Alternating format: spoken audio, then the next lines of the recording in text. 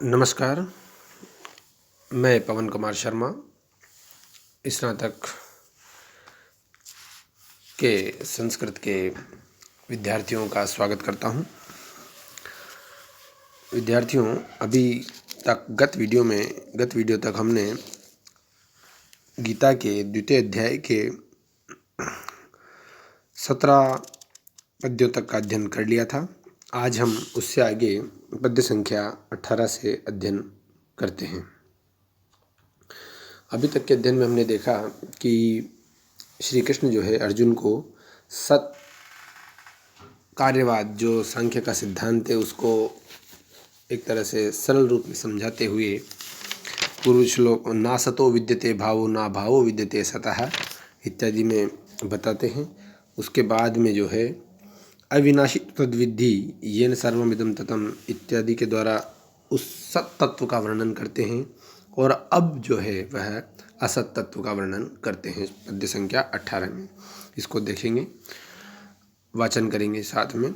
अंतवन्तः इमे देहा नित्यस्योक्ताः शरीरिणः अनाशिनो अप्रमेयस्य तस्माद्युध्यस्सु भारत। अनाशिनो प्रमेयस्य तस्माद्युध्यस्सु भारत। अन्वय में देखेंगे। अनाशिनः अप्रमेयस्य नित्यस्य शरीरिणः इमे देहा अंतवन्तः उक्ताः तस्मात् हे भारत युद्धस्व। अनाशिन अर्थात जिसका नाश नहीं होता है, एक विशेषण। दूसरा अप्रमेय से, जिसको मापा नहीं जा सकता है, जो अपरिमेय है, ऐसा नित्य जो है, ऐसा शरीरी, शरीर जिसका है वह शरीरी। शरीर का जो है, शरीर शब्द से जब इन्हीं प्रत्यय हो जाता है तो शरीरी, और उसी के षष्ठी विभक्ति एक वचन का रूप है शरीरिण, अर्थात शरीर जिसका है। शरीर किसका है? आत्मा का।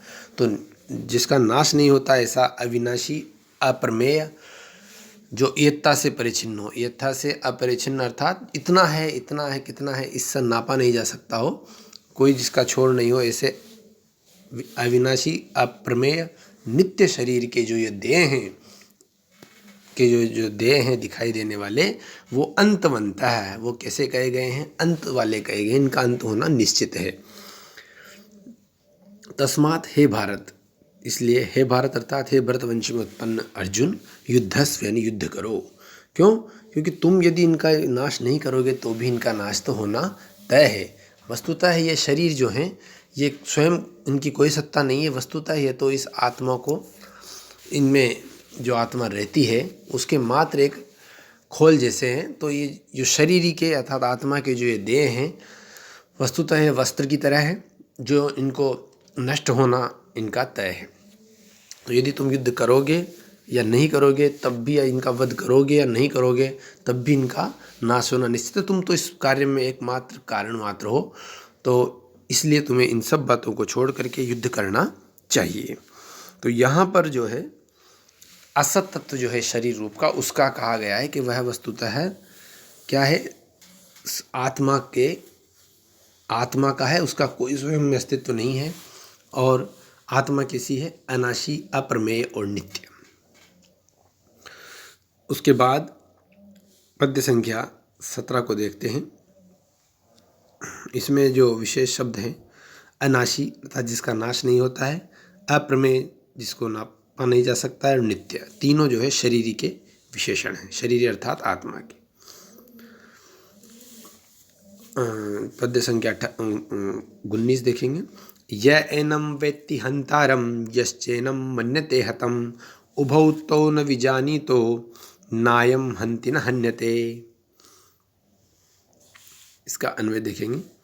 य एनम हंतारम वेत्ति, जो एनम यानी इसको, एनम कम, एनम आत्मानम, जो इस आत्मा को, हंतारम यानी हन धातु से त्रिच प्रत्यय हुआ है, द्वितीय विभक्ति एक वचन, जो इसको मारने वाला समझता है। और यह एनम हतम मन्यते, और जो इसको मरा हुआ समझता है।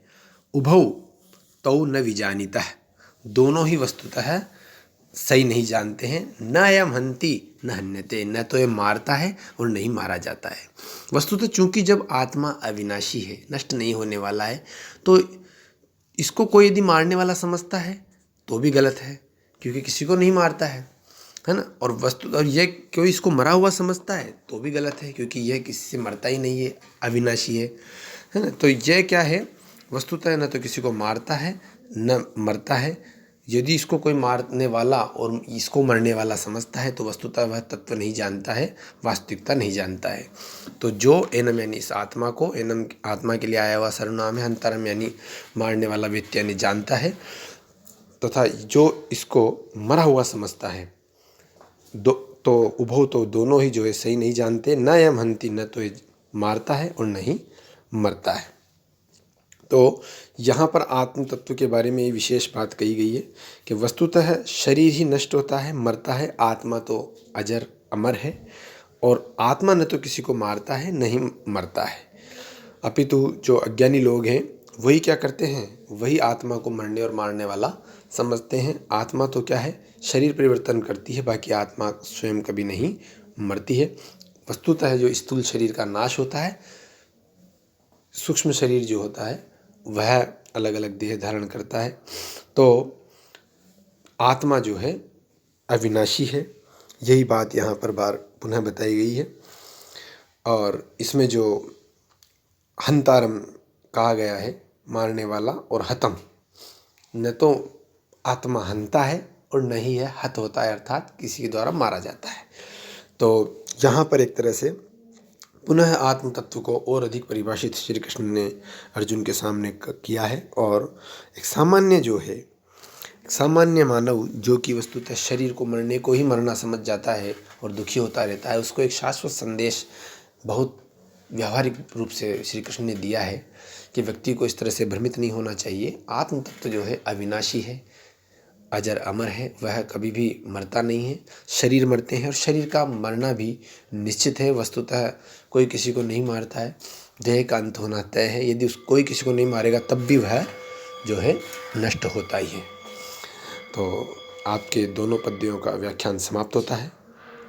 धन्यवाद। जय तु भारतम, जय तु संस्कृतम।